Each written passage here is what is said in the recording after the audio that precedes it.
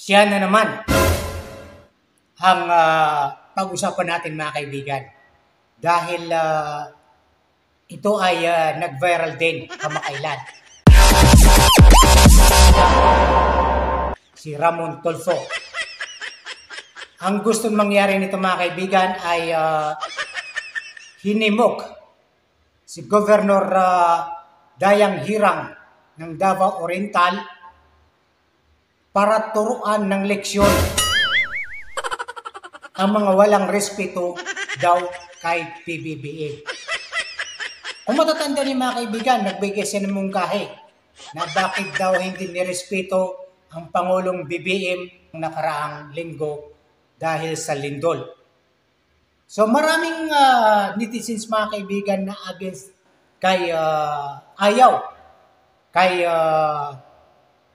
Ramon Tulfo. Bakit ho niyong pinipili na himukin si Gobernador Daang Hirang na bigyan ng leksyon ang taong bayan ng Davao Oriental dahil lang ba sa hindi pinansin si BBM? Oh, come on! Matalino ka! Kung sino pa yung mga edukado at may mga pinag-aralan, sila pa talaga yung walang respeto. Sila pa talaga yung gumagawa ng mga kabalastugan. O mga lumalabas na sila yung mga bubo.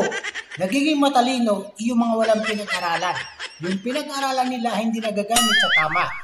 Mas matalino yung walang pinag-aralan, hindi nakatapos ang pag-aaral dahil totoo yung sinasabi niya. Totoo yung pananaw niya. Pero yung may mga pinag-aralan ay sila pa talaga yung nagkakalat ng mga fake news at gumagawa ng mga korupsyon.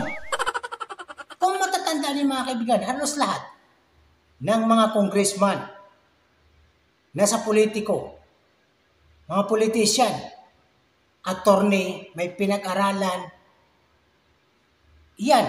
O bakit nasa kanila ang korupsyon?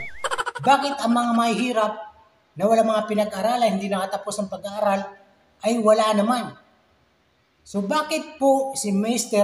Ramon Tulfo ay mataas ang pinag-aralan, antas ng kanyang pinag-aralan, pero bakit hinihimok si Governor Daang Hirang ng Davao Oriental na bigyan ng leksyon ang mga tao sa Davao na hindi raw nirespeto si BBM? Oh, come on, Mr.